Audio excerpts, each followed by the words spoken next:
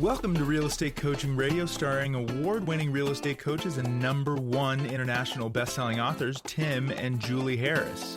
This is the #1 daily radio show for realtors looking for a no BS, authentic, real-time coaching experience. What's really working in today's market, how to generate more leads, make more money, and have more time for what you love in your life. And now your hosts, Tim and Julie Harris. Welcome back. Today's podcast is all about communication. What we're going to be focusing on with you today is what to say and how to say it. Tongue-tied to triumph, real estate communication secrets. So, Julie, what motivated you to come up with this great topic? Well, probably gajillions of coaching calls, texts, emails, commentary from the coaches. And the overriding theme is that many people don't know exactly what to say or how to say it. They know what they want to say, but they're afraid of maybe how they're going to come across, how it's going to be perceived. Maybe they're too strong. Maybe it's a personality style thing. It all comes down to upgrading your conversation skills. Okay, so the punchline is going to be basically that you should be using scripts, and scripts are nothing other than conversation outlines.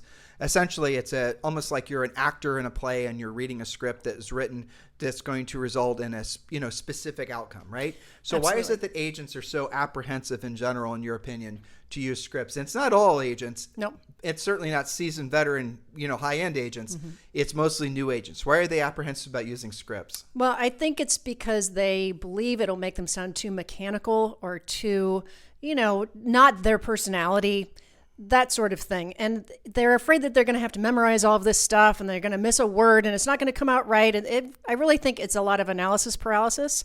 Whereas what you said is also true. The more grizzled veterans and experienced agents, they use scripts all the time. They just don't realize it because they've been doing it so long and they're so effective at it. They've internalized them. They've internalized. So when you are memorizing, when you're learning scripts, you have to understand it first, memorize, and then you can internalize. And not until you've done that can you personalize. A lot of agents try to skip straight to the personalization because they don't want to sound mechanical. You have to understand the intent of a script, and all scripts are intending to do is to create conversation where you can get the facts out and determine whether you're able to help your prospect. And then that'll lead to closing on some sort of signature on a listing contract, on an exclusive buyer contract. That's all scripts are conversation outlines that lead down a path where you will either turn them into a client or you won't. And if you're apprehensive about using scripts, you are using scripts. They're just scripts that you basically are winging as you're talking with a buyer or seller.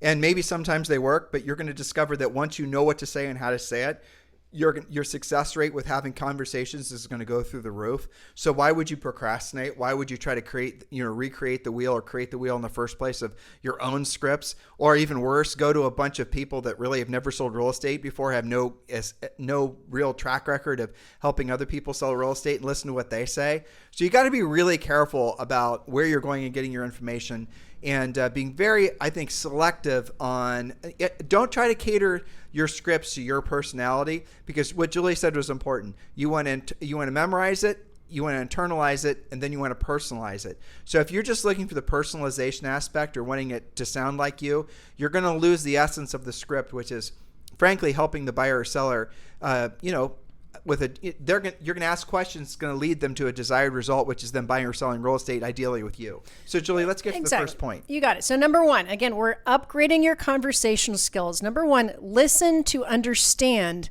not just to respond. That happens a lot when they're learning scripts. They're just so anxious to respond with the next script question. But you've got to listen to understand. How do you do that? Well, you deep dive into their needs. Using buyer and seller pre-qualification scripts, for example, to uncover the client's desires. Think of yourself more as a detective, piecing together the clues to get the full picture. Listen attentively and take detailed notes of your prospects' responses. Do you remember the first listing appointment we went on? I know this is like 1,000 years ago. Do you remember it? It was like a cookie cutter in my house. Yes, I do. I think it was an expired. Yes, it was. Okay, and we obviously called and proactively lead generated to set the expired appointment, and it was literally our first listing appointment. Yeah. And technically it was our second one because Carl was our first. That's true. Yeah. But that our first non-center of influence one. Right, a truly competitive one. Yes. And it was when we were brand new agents. We looked like we're like 12. I mean, the two You of us especially, together. yeah. Right. And we had studied different scripts and we'd been exposed to a little bit of training, not ever any coaching. Coaching wasn't even around when we got into business. And I remember we were so excited to be on a listing presentation. And what was really mesmerizing for both of us was that the training we had read, and we'd listened to some tapes, remember this? Yeah. That it was playing out exactly like we'd been trained. In other words, the seller was saying exactly what the trainer and the tape said they were going to say in the exact order. And Julie and I are like peeing ourselves, so excited to listen to it. It was working. It was like a perfectly orchestrated textbook dance. And I remember at one point, I was so excited that I think I actually said out loud what I knew the seller was about to say based on just the rudimentary training we'd already had. And they still listened with us. And afterwards we asked why they listened with us. And you know what their answer was? It wasn't our brilliant scripts. It was their energy and enthusiasm and our excitement. You remember that? They seemed excited, which a lot of that was nervous excitement, but at least we converted it to the real thing. And we got the listing. So yes, but that's all really a script is. So if you've got it in your head that you didn't get into real estate to sound like a cheesy salesperson and all the rest of it, you haven't really landed at the fact that your job as a real estate professional, as any kind of sales professional, is to help other people. You're still focusing primarily on yourself. How do I feel delivering a script? How will I look? It's all an ego thing. Really, all a script is like when you go to a doctor's office, you're having any sort of important conversation. You want the conversation to result in your problem being solved or you being able to solve somebody else's problem. And why wouldn't you want to use a script if it's going to help you get there quickly, more efficiently, and more professionally? Of course you would. Of course you would. And on that note, interview both partners. If you're talking to a husband and wife, for example, when you're working with a couple, interview each person separately, or you can kind of go back and forth if they're in front of you together. But your point is to ensure that they're on the same page. It's like playing matchmaker, but for dream homes. Make sure you're paying equal attention to husband and wife until you sort out how that dynamic is going to work. Next, ask probing questions. The more you learn before working together, the smoother that relationship and transaction will be. Now, I love this. I call this a micro script. Ask if there's anything else you should have covered. What else should I have asked you that I haven't already? What else should we have covered that we haven't already? This will avoid some surprises. I remember several different instances. Typically, this would happen at the end of a listing presentation where we're gearing up to get the signature. Is there anything else that we should have asked you that we didn't? And I remember a couple of different instances. One of them was everything had gone textbook, but the seller said, well, we're not 100% sure we're actually being relocated yet. Well, but this is when we were new, and this is when we didn't know how to pre-qualify at the highest level, things like that. But really, our whole real estate system as far as Premier Coaching teaches you how to proactively lead generate, teaches you how to pre-qualify. And so you're not going to leave anything to chance. By the time you're actually sitting in front of a prospective buyer or seller, you don't want to really have any unanswered questions. You're going to want to pre-qualify them to learn more about what their priorities are and what's important to them, what they're looking for, all the rest of it. But if you're sitting in front of a prospective buyer or seller, at that point, they should have 99% have already at least mentally and emotionally committed to working with you. That's the reason you send your pre-listing pack ahead of time. That's the reason you send your pre-buyer pack ahead of time. Next point, Julie. Well, so ultimately, you will have identified their priorities by the end of those pre-qualification discussions. You should clearly understand what's most important to your clients. That way you can actually deliver on it. Point number 2, clarify communication preferences. But Julie, this is so important that sometimes agents are going to be nervous about using a script. And what we tell even on a listing appointment, what we tell them is not be nervous about it, even if the buyer or seller sees that you're reading from a script. Our scripts are, when you look at our pre-qual scripts, for example, they look like questionnaires. Mm-hmm. And so if the buyer, don't be embarrassed that the buyer or the seller sees that you're using your questionnaire. That's actually going to have the exact opposite effect on them what you think. They're going to see you as a professional. They're going to see that you took the time to actually get to know what their wants, needs, hopes, and desires are. They're not going to disqualify you because they see that you're reading from a script. Our scripts, like you ask a question and there's a blank where you write in the prospect's answer. That's the way it works. You think that's not going to make them see you in a higher standing than somebody who's just winging it and talking about their golden retriever? Well, in fact, they'll disqualify that person because they didn't have a clipboard with questions. Think about all the professionals that you come across. Your doctor's asking you questions about your symptoms. You go to the dentist, they have things that you have to fill out before you get whatever procedure it is. Even when you go to the spa, the girl who does your facial or your hair asks you, do you have any allergies? What are your preferences? Do you have it's normal to have those questions and write down the answers. Don't wing it. Don't be the one who doesn't do that. I don't get facials and I cut my own hair. So Well, let's see. What would the dude equivalent be? Adjust I don't know. accordingly. Adjust accordingly. All right. So, point number 2, and this is really important. So many communication foibles happen right here. Clarify your communication, their communication preferences. Understand their preferred method. Actually ask them, do you prefer texting, emailing, meeting in person, or being on the phone? If texting, clarify the platform. WhatsApp, Messenger, SMS, all of the other ones. I've had so many coaching clients say, well, I thought they were ghosting me and then I opened WhatsApp or then I opened Messenger and, I never checked my Facebook Messenger and that's the only place they found me. So clarify, how are you going to actually communicate? And that, by the way, is part of what we want you to use, whether you're, in your buyer pre-qualification pack or your seller your PLP or pre-listing pack. And again, if you don't know what I'm talking about, join Premier Coaching. But we want you to have in there an actual communications guarantee where you're going to say how you're going to communicate with them based on their particular preferences, and then take it to the next level. Take that actual page in your pre-listing pack or your pre-buyer pack, and then make that into an NCR. Make that into something where they're going to check the way they want to be communicated with you, and you're going to sign it and they're going to sign it. That's a USP, because the number one complaint that folks have about real estate agents is after, when you survey them after the closing, is the communication sucked. They don't like, and it's not that your communication necessarily was bad. It's just that you weren't communicating with them the way they wanted to be communicated with, which is super annoying considering how many different ways there are to communicate. Yeah. That's the reason Julie and I, 99% of the time, will always tell you guys to make the phone call, because then you know that they've listened and you've conversed with them, but you want to ask them so they can show preference, and you want to definitely have a phone call at a pre-scheduled time as an option. These little tiny things will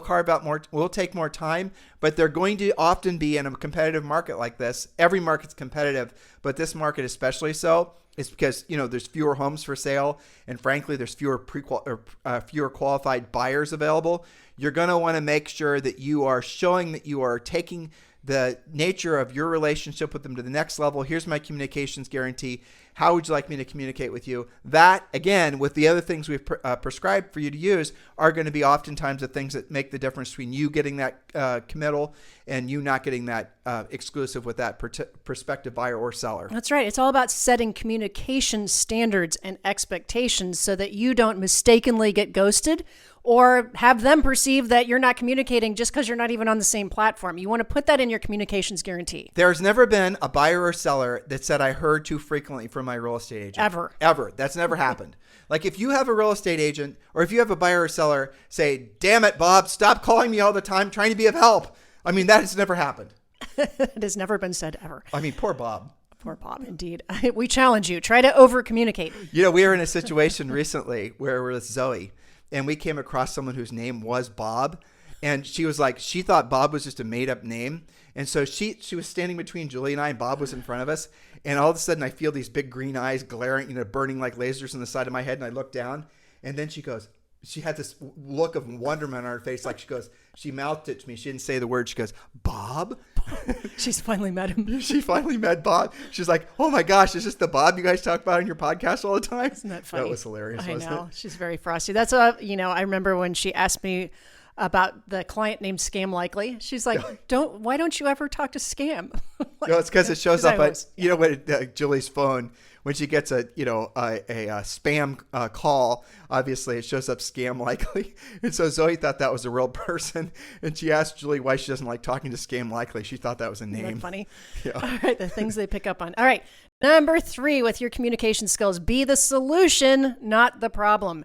Minimize stress. Real estate transactions are stressful, even for experienced clients. Show compassion without becoming overwhelmed by their emotions. Think of yourself as a real estate superhero swooping in to save the day. Well, that's show emotion without being emotional. Exactly right. Yeah, you should write that down. That's really important. What'll burn you out is if you look, you can show them. Where we learned this, I'll tell you, is we had one of our initial year in real estate. You could tell it was a rough one, but we still sold over 100 homes. Yeah.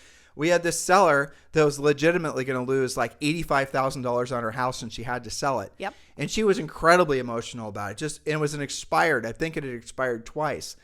And we took the listing and we got it sold, but it took a huge price ectomy, and it was really just super sad and hard, and everything about it was bad. She'd lost her job. She had all these life changes, and she was constantly emotional. And I remember we went to our broker, Rory, And we explained the whole thing to him. And he said, was very clear, very, direct. He said, your job was to get the property sold. Now, what you got to learn is show emotion without being emotional. What does that mean, Rory? He said that you're going to run across people all the time that are very emotional because buying and selling real estate for many people is massively stressful. You can show compassion and emotion to them, but don't internalize it. Don't make it your emotions. So you have to be like a professional, like a doctor or anybody who's, providing high-level professional services to somebody.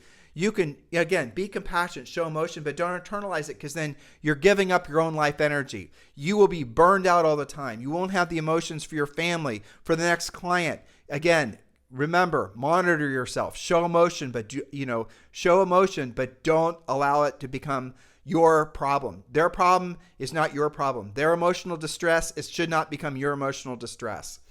That's a really hard thing to learn too, especially as you do more and more transactions, because you'll run across this more frequently. A lot of amiable sorts think it's a point of pride that they internalize other people's emotions. It's not. It's not. It's unprofessional. 100%. If you need more help with it, that's why we have coaching, because, we actually sold real estate for a living and we do understand these emotions and thoughts and stress. We've had, I don't even know how many coaching clients at this point, tens of thousands. Yes. We have a lot of coaches. Everyone's, all of our coaches sell real estate. They all are going to, frequent these problems that you guys are sometimes faced with. And sometimes just knowing that you're not alone in a market like this, being able to communicate with someone that's been there and done that, and actually, showing emotion to maybe your temporary issue, and they're not internalizing it, you watching them act professionally, that'll be modeling for you and how to behave going forward. A lot of the reason that I think so many agents are joining our Premier Coaching Program right now is they really do want a sense of community in a marketplace like this. They want to be attached to something that's going to uplift them and help them to get the next level in their business and personal lives. And, I think probably 50% of you listening are Premier Coaching members, I'm guessing. And congratulations. Make sure you're attending your daily coaching sessions. The rest of you, it's very easy for you to join Premier Coaching, especially since the first month is free. Just scroll down below in the show description and click the link that says, join Premier Coaching, or you can just go to premiercoaching.com. And like I said, the first month, which includes a daily semi-private coaching call every workday, is free. So join Premier Coaching today. Julie. All right. So again, be the solution, not the problem. Communicate frequently. Tim just challenged you to try to over-communicate. Regular updates, even if there's no new information. I would say almost especially if there's no new information. Reassure clients that you're actively managing their deal, because no news doesn't have to be bad news. Here's the thing. If they don't hear from you, they're never thinking good things, ever. So make sure they hear from you. They're building resentments. That's even worse. Yes. That's it's the old horrible, what have you done for me? Janet Jackson, what have you done for me lately? If you're not communicating with them directly, they will absolutely start to basically be passive aggressive. It doesn't matter what their personality style are. They're going to resent you, even to their own detriment. They'll start ghosting you. They won't, do price adjustments when it's necessary. The listing will expire. Then that, $10,000 price reduction that you have been begging for them to give you will instantly, the new listing agent will get not just a $10,000 but a $20,000 price reduction. And then it'll sell. They'll sell it the same day. Why did the seller act that way towards you? Because you weren't communicating with them, and because they basically grew to resent you. That's what happens. And for that reason, we have the seller's 12-week communication plan as part of your Premier Coaching. After, I find it's even a shorter amount of time after, the FOMO of previous markets. After about the second weekend, agents run out of things to talk about, and that's why they start to not communicate, which puts them on the fast track to either being fired or expiring. Well, it's because they're worried that the seller is going to start getting pissed at them and ask them, what have you done for me lately? And that's the whole point of following our coaching program with the 12-week seller communication guide, because we wrote down what you're supposed to say, how you're supposed to say it, when you're supposed to say it, in anticipation of what they're going to be thinking a week from, in the future, 2 weeks in the future. Mm-hmm. We know what the seller is going to be saying to you as the listing sits on the market for maybe 5 days to 10 days to 15. And you're taking that point of contention that might be festering for the future, and you're resolving it ahead of time by saying, well, things like, the seller eventually is going to say to you, well, why, Julie, haven't you been showing my house? Mm-hmm. Well, the script is but you say this ahead of time. If you're basically dealing with that objection when and the seller's asking you that, you've already probably lost that relationship. They're already working on hating you. So you need to say to them, this is like when you take the listing, Mr. Seller, now remember, I might not always be the agent that's showing the house, but I am the reason it's getting shown. And that's what my marketing plan does. So every day I'm putting all my best efforts into making it so that you have qualified showings for your property. And then listening what the market feedback is and then advising you on, if we need to pivot in one direction or the other. But a bulk of my time is spent looking for qualified buyers. Maybe they're working for me. Maybe they're working with another agent. The reality of it is that is my primary focus. So remember, I might not always be the agent that's showing the home, but I am the reason the property is getting shown. You say that ahead of time, and when the third week rolls around with, maybe not as many showings as they're anticipating or no offers, you will have already worked through that inevitable resentment that that they're going to be thinking about you. Why isn't Julie showing up and showing the property? Why do Julie? Now you have to do open houses every single day. You're going to lay that out ahead of time. So when you're following our approach and you're being coached by us, we know where the points of contention are going to be in that relationship as you move forward. And a lot of you aren't even conditioned to have longer term relationships with your sellers. Our coaching program is designed so that you can not just take the listing, but you can actually be the listing agent when it sells, which, by the way, is the greatest secret with being successful in real estate agent long term. If you want to know the greatest secret, I just told you, but I'll say it again in hopefully a funny way. If you want to know the secret to being a successful listing agent, it's this simple. Be the listing agent when the property sells, which means if you aren't the listing agent when it sells, you're not getting paid. And that means you let it go because you got fired or because it expired. Either way, you're not the listing agent when it sells. So you got to keep that seller happy. It's one thing to get the listing. It's another thing in a changing market like this to be the agent that has the listing when it sells. That's right. You don't want, typically the weekend goes like this. After about the second weekend, maybe the third weekend, where there's, the couple sitting out at dinner at Saturday night and they're thinking, gosh, I wonder if the house is going to sell. I mean, we had some showings. What do you think's going on with that? And the other partner says, well, I don't know. We haven't heard from Bob in 3 weeks. Or even worse, they're out with another couple, and the other couple who, are friends with 14 other real estate agents. This is how it's always the case. And one of them they play tennis with every Saturday. They're going to say, you know what? I'm going to have Betty give you a call. Exactly. And then the next thing you know, you're now having competition, and you have other agents that are whispering in that seller's ear and might even be working against the advice you're giving, anticipating that seller's going to fire you, and they're going to, Betty's going to get the listing. That's the way the cookie crumbles. Yes. Well, here's the thing. All of you have been collectively hoping and praying for more inventory, haven't you? It's coming. And now that there is more inventory, along with more inventory comes longer days on the market. And more expired listings. With both of those things comes the necessity for you to upgrade your conversations. Okay, number 4, be a problem solver when things go sideways. Not that that ever happens in real estate, but let's just say. So be a problem solver when things go sideways. Report with solutions. Never deliver just bad news. Always follow up with 3 possible solutions. Be the wise owl in the real estate forest. Oh, that had to have been written by ChatGPT. It was. Okay. Yes, but I remember, we learned this. It usually comes out with lower than expected offer or an inspection problem or an appraisal problem or a finance problem. Julie's using ChatGPT to basically be her writing assistant and helping to make it more fun. Make it more fun. Yeah. Yes. So when you hear Julie say something that's partially whimsical, it's probably not Julie's script. More than likely, but I am learning. I am learning from that. So when you have solutions, and let's see. I've had several of these happen in the past week with coaching clients. Don't just say, hey, here's what the problem is. Actually, that's happening with our Dorado agent here. She's got a financing deal going sideways. And we're not supposed to say her name. It's top secret that Julie's coaching incognito. Her. Yeah. So what my coaching was is don't just call that listing agent and say, here's the problem.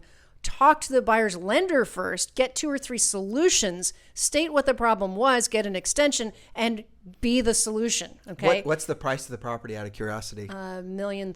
Oh, okay. Well, it's fixable. I think it's fixable. That is financeable. It is. Yeah. It is. But so the point is, don't just be the messenger with the bad news. Say, I found this issue. I've been working on it for the past day and a half. Here are some possible solutions. Your job is to not throw the stress back on the client, is what Julie's trying to say. You have to let them know of the problem, but then give them the solution.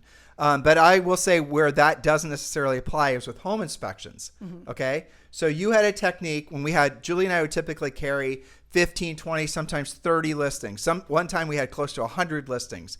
And you would get home inspections on the resale homes primarily that would come in that had all kinds of different issues. And then, of course, sometimes the seller would be a different mindset about whether or not they're going to fix it or whatnot.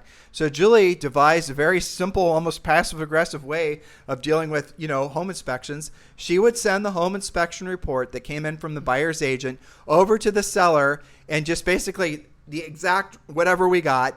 We're not trying to prune it or make it look pretty, just whatever whatever it was, went right over to the seller. And then simply say, here's the home inspection report from the buyer. What do you think? Okay. I know. Now, what do agents usually do? And honestly, I used to do a bit of this before too, because, nobody likes a crappy home inspection, right?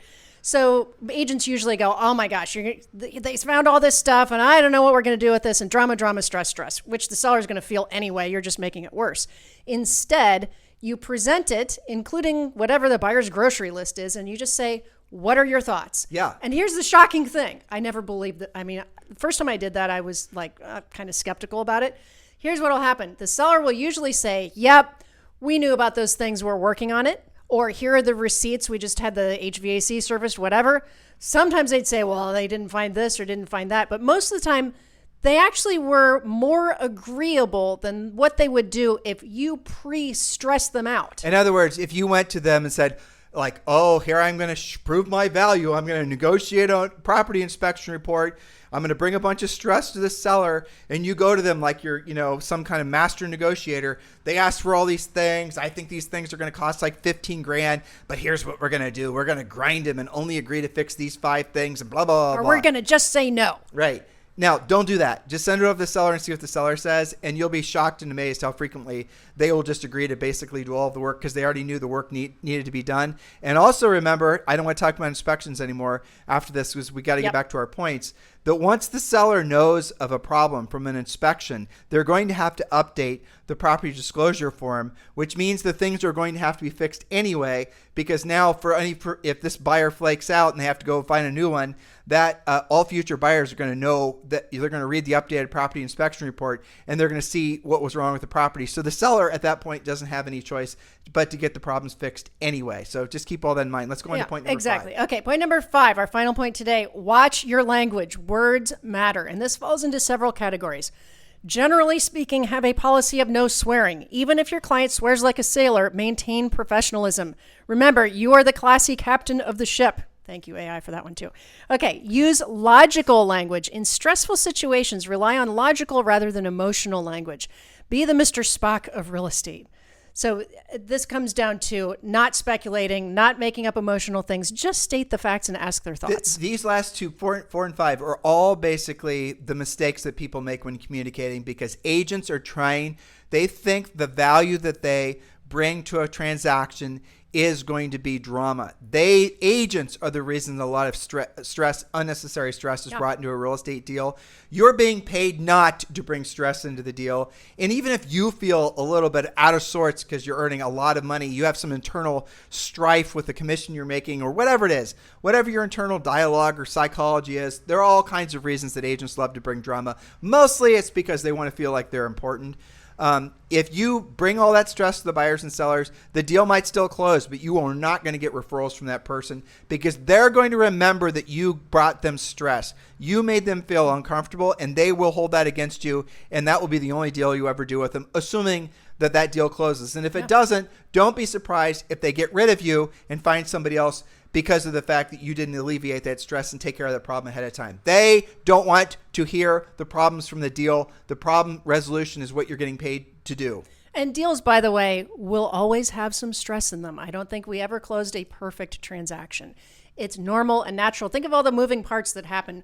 I remember our title agent counted one time that there are more than 200 entities that were part of a closing between title insurance processors, mortgage people, whatever, and that there were more than 400 conversations between agent and agent, home inspector, appraisal, all of these things. So naturally there's going to be stress. Stop believing that there's not. I remember Rory told me that once. He said, your problem is you think everything's going to go smoothly. Well, it's because you're analytical in how you think. Yeah. But also, when you're bringing drama to a relationship, a professional relationship, what you're really exposing yourself for is inexperience. Imagine going to a dentist and the dentist takes your x-rays and they come in full of drama. I mean, Holy cow, I can't believe what I saw. Exactly. I mean, you're going to get the hell out of there, aren't you? Yeah. Professionals do not wrap themselves in drama. They take it, they internalize it, run it through their professional filters, and then they tell you the best plan of action. Really, it's not selling. None of what Julie and I teach you guys how to do is sell. What we teach you how to do is consult using essentially proven techniques. And the proven techniques fall under the guise of scripts, which a lot of you guys will over associate with, sales techniques. But really what we're doing is we're teaching you how to consult with your buyers or your sellers. Tell them what the challenge is. Give them 3 solutions. Tell them what solution, like with each solution, here's the pluses and here's the minuses, right? And then tell them the one that you'd subscribe to them. And 99% of the time, they're going to listen to what you say. There you go. Well put. So again, under watching your language and words matter, be factual. Avoid speculation and words like guess, suppose, or maybe. Promise to follow up once you have more precise information. When you use words like that, guess, I suppose, and maybe, and we'll see, and maybe we'll find out, you're just creating more uncertainty, which of course creates more stress. And finally, regroup when necessary. If you need a moment, say something like, I'm about to lose reception for a couple minutes. I'm going to call you right back. Use the break to formulate a more clear plan before continuing the conversation. Think of it as a pit stop before returning to the race. So let's give them some advanced coaching. Number one, if you do receive a very high energy, nervous, ego-filled, whatever from anybody, it's in your voicemail, they've sent you an email, do not respond. 100% do not respond, because you don't know what's going on in their life the moment that they were, hitting the keys for the message or leaving the voicemail. Do not respond. Give them some cooling off. Call them back an hour later, unless it's something truly urgent, right? You know what I'm talking about. Like if it's a termite guy or something like that, then you can respond. But I'm talking about from agents in particular. You're getting drama from other agents, give them a cooling off period, because you'll call them back and you'll miraculously find that they solved the problem, or the problem solved itself. Number 2, you got to set up boundaries with your clients. And one of the scripts we give all of our coaching clients is on your voicemail. Some of you don't use voicemail anymore. You just text and whatnot, and that's fine too.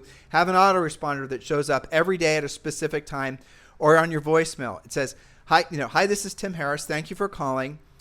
Please leave your name and your number, and I'll call you back at my earliest convenience. If you're calling after normal business hours, or in the nights or the weekends, please leave the best number for me to reach you in the morning. That's it, because you're setting boundaries. You're not going to be there 24 hours a day. You're not going to be a Pop-Tart realtor. You're not going to work every night, day, and weekend to answer their questions about whatever it is. You're setting up boundaries. They want to know the boundaries in which you're setting. They want to understand how to work with you. And where agents will make the mistake is they'll do what I just said, and then they'll start calling and following up during the times in which they said they weren't. Then you're going to give away all your freedom. You can do that digitally as well. You can have an autoresponder that pops up after a certain time in the day. Set the boundaries. Be a professional, because again, you tell me a professional that works 24 hours a day, 7 days a week, who has no boundaries. That's not a professional. If you want to make it so that people have more respect for you and your time, and they put more value on your services, do what I just suggested. Imagine if you're trying to work with someone to provide a problem for you, and their professional services are available to you anytime. You put less value on them, because you got to assume they're not doing anything else, or they wouldn't, or obviously they wouldn't be able to answer your question at 3 a.m. Yes. Well, that said, when your message says, leave your phone number so I can call you the following business day, make sure you call them the following business day. Yep. And do what you say that you're going to do. You've got to have both sides of this. Remember, you're setting nights or the weekends. You're deciding when the time zone is.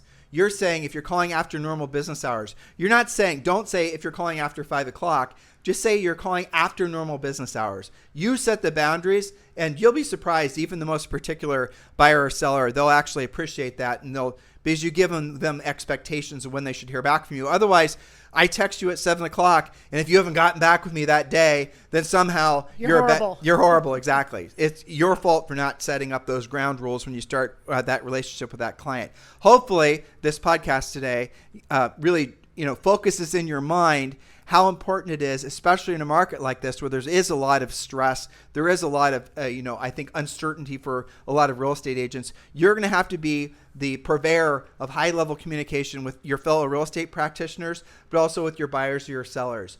Don't allow your stress to become their stress. Don't allow their stress to become your stress. Remember, show emotion without being emotional. That's really, if you want to know what the je ne sais quoi or the secret sauce that some top producing agent has, it's a lot of what we just prescribed to you and described for you today on this podcast. Take this information, use it as intended. If you want our notes from today, you know what to do. Subscribe to harrisrealestatedaily.com. It is our daily newsletter where all of our podcast notes live. harrisrealestatedaily.com. You can scroll down below, click the link to join, or you can just go to the website, harrisrealestatedaily.com. In the meantime, please remember to give us a 5-star review over on iTunes. We certainly appreciate all the wonderful feedback we've been getting on our podcast over the last 90 to 120 days. We promised you we'd drill down more. We promised you we'd give you more actionable information because we know a lot of you are living through times of uncertainty. And I think based on the feedback we're getting and all the wonderful reviews we're getting, some of you are really starting to have your breakthrough moments that you've always hoped and prayed you'd have in your real estate business. So go you. The rest of you, this is your opportunity to be part of the new real estate market. Have a fantastic day. We'll talk with you on the show tomorrow. This podcast is a part of the C-Suite Radio Network. For more top business podcasts, visit c-suiteradio.com.